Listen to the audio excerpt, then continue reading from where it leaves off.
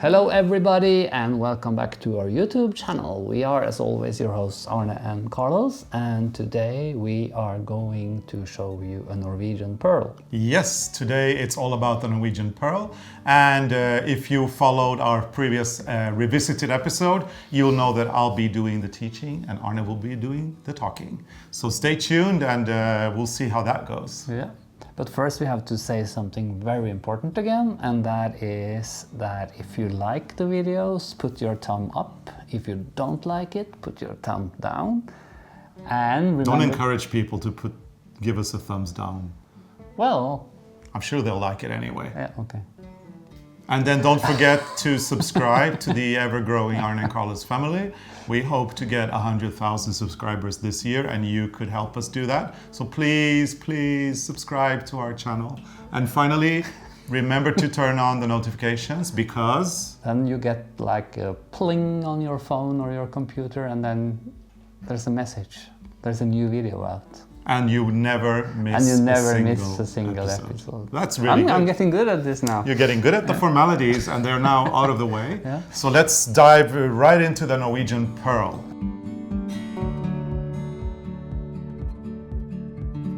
Okay, so let's talk about Purl, Carlos. Mm-hmm. You did some purling on a trip in America, or tour in America in 2019. Yes. And a lot of people said that the way you do it was really easy to understand. Well, that's because I like making these mantras. If you followed our previous episode, the Norwegian knit, remember what I said. You need to hold your hand or your needle comfortably in your hand.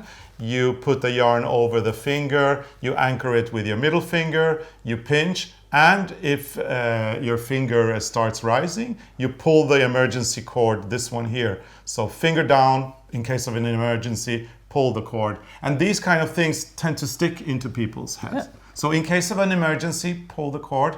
Lots of people will now be very conscious about the fact that they need to keep the finger down. Now, when we teach Norwegian knitting and Norwegian purling, the number one thing that everybody has to realize is if the finger is not down, then it's not Norwegian knitting or purling. The finger must be down at any time when you knit.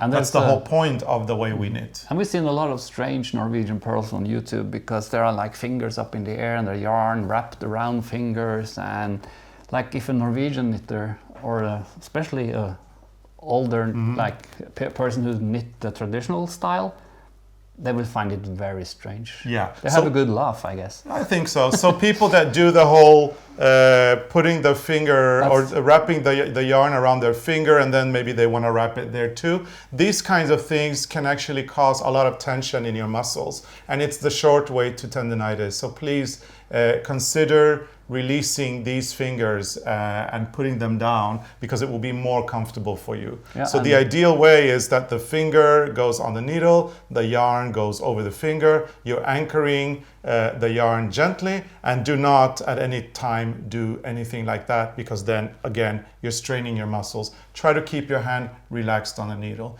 That is the main point. And then, Carlos, what's the good thing with Norwegian purl when you go from purl to knit? Well, you said it once, and you've said it I think you've said it many times, and I'm afraid to say it because maybe Arne will slap a copyright lawsuit on me. But what is it you say about the Norwegian purl? Oh no, that's like Norwegian purl, like when you do it the right way, it's like a dance. Exactly, and be careful, because he may actually copyright this. He said it so many times, I don't want to say that. But yeah, Arne is right. But you know what? If it's like a dance, it's a cha-cha-cha. There is a nice rhythm to it that is exactly like a cha-cha-cha. And that's why the finger should be down, because you have that finger up in the air. You also move the finger, and then there's no rhythm. Yeah, so follow me now. Let's do the cha-cha-cha together. And explain how you do it. And I'll explain how I do the Norwegian purl. Yeah. So again, taking the needle, put it in your hand comfortably. You pinch the right needle with your index finger and your thumb, and you take the yarn, you put it over the finger, and you anchor the yarn onto the hand like that. So that's the way you do the holding, and then you in starting position, you want to take your thumb and put it over on the left needle, and then you can start knitting.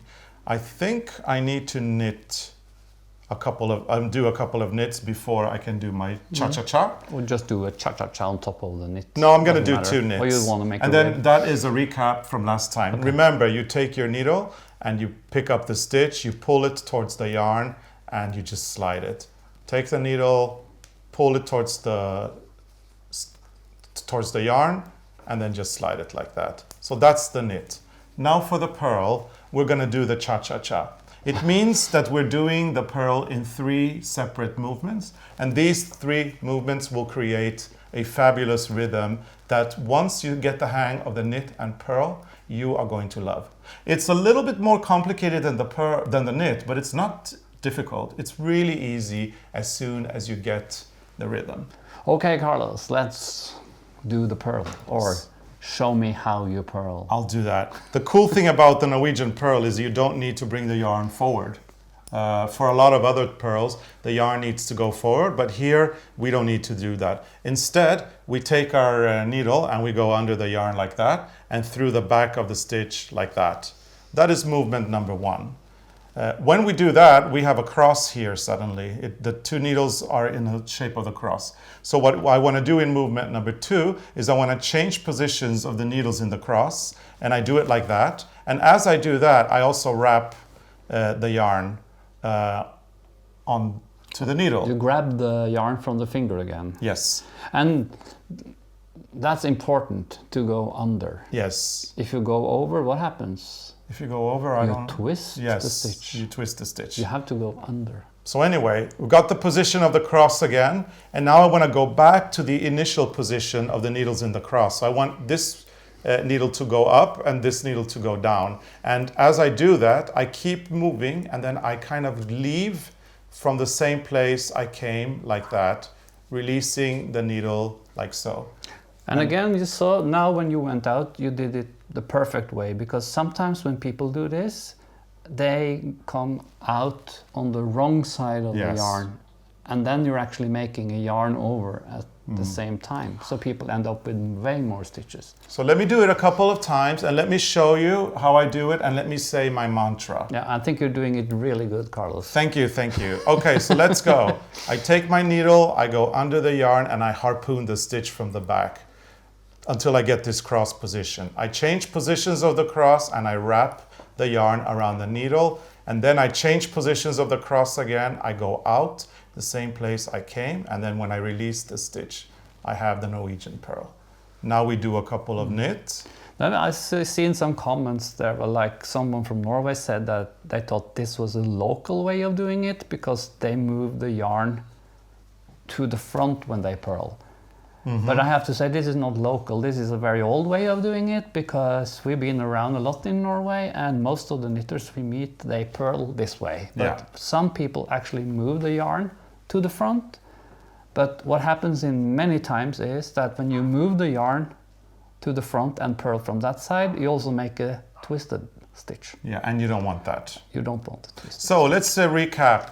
Also, I want to say something. One of the problems people get when they're trying to do this for the first time is that they have a little bit of difficulty controlling the stitches. But remember, when you are, and what happens is that these stitches end up in the tip of the needle. And if you have all these stitches in the tip of your needle, you're going to struggle. Remember, because you're sliding the stitches with the needles in Norwegian way of knitting, you can allow yourself a little bit of leeway from the part of the needle where the stitch starts until the tip of the needle. Get a couple of centimeters leeway, and still you can slide the stitches in and out without a problem. So let me do my mantra again. I take my needle, I go under the yarn, and I go through the stitch from the back, creating a cross, change positions of the cross, wrap, change positions of the cross, go out through the same hole where I came from, like this. You want to make sure when you're doing this, you want to make sure that when you go out, the needle is on the left side, so that once you release it, it goes like that. There is a big risk of making one when you knit this way. Let me just do a couple of knits. So if you go under, harpoon the stitch from the back, change positions of the cross, wrap, And then when you go out, if you go out like that and then just release the stitch, you have made one. A lot of new beginners do that. Yeah, and you don't want that. So you always have to make sure that you go under the stitch and also under the yarn on your way out. Okay. So let's do it again. Go under the yarn, through the stitch, change positions of the cross, wrap. And then you change positions of the cross, but now you continue going out the way you came. Go under the stitch and then under the needle like that and release. And now I'm going to show you why it is a cha-cha-cha. So now you're going to go from knit to purl. yeah, so knit is one knit, so that's like a simple, and then when you do the purl, you do the cha-cha-cha. That was easy. Right? But now Cha-cha-cha. you're too quick. You have to make it slower, Carlos. Well, yeah, I'm gonna, but you know, there is this little wheel that you can use in case it gets slower. But anyway, one knit and then you've got the cha-cha-cha. One knit, cha-cha-cha. And that's how you do the dance. South American side of you who comes out now. I guess so, yeah. He got rhythm. I guess I do. Okay. So Carlos, if you think you move your needles too much, do you have any tips? Yeah, if you're moving your trick? needles too much, you're working a bit high with your needle here. So what we recommend is you go a little bit lower. That way you will move your hand less. Remember, go under the stitch through the needle to create the cross. Change positions of the cross and wrap, and then change positions of the cross again, and now go same direction you came from and go out the way you came. So you work more under the needle on the right side by pulling the needle on the left side a little bit down when you purl. Yep. So that's a good tip. Yes, that's a good tip. So remember, don't move too much because it's a lot of work. So I'm going to do a final recap of both the knitting and the purling. Remember, finger down all the time at any cost, anchored with a middle finger. In case your needle or your finger starts rising in the air, in case of an emergency, pull the cord and keep pulling that cord until your finger is down. And then it's like a dance. You do one knit, you do one knit, and then you're going to do the purls in a cha-cha-cha. Movement number 1, movement number 2, movement number 3. Movement number 1, movement number 2, movement number 3. And that is how you do the purl. The knit is a simple movement like this, and then the purl. Movement number 1, movement number 2, movement number 3, release. So remember, under the yarn, through the stitch from the back, movement number 1. Movement number 2, change positions of the needles in the cross and wrap at the same time. Movement number 3, go back to the original position of the needles in the cross and then go out the way you came. You cannot forget this now because I have created a mantra for you to say every time. You're going to be doing this in no time, and you'll be having fun doing the Norwegian knitting and purling, which is the Norwegian cha-cha-cha. Yeah, and please let us know if you think it's easier to understand this time. It would be fun to know. Yeah, if people and think remember, that's easier. And remember, we're not having a competition here over who's best. And if you like Arne's way because you feel he teaches better, that's fine. If you prefer my way, that's fine. So I think it's just giving you all a new alternative and a new way of saying your mantra and a new way of thinking of how to do the Norwegian knit and purl. And remember, most important, finger down in case of an emergency, pull the cord. So I think that people will hopefully have now learned from me as well. Yeah. So a second point of view. We hope you've enjoyed this tutorial. And maybe he will be back with more. Yeah, I think that we're going to do one more revisited tutorial and talk a little bit about the increase next time. So stay tuned. You don't want to miss that. Okay. Okay. Thank you so much for watching and see you again See you next time. time. Bye.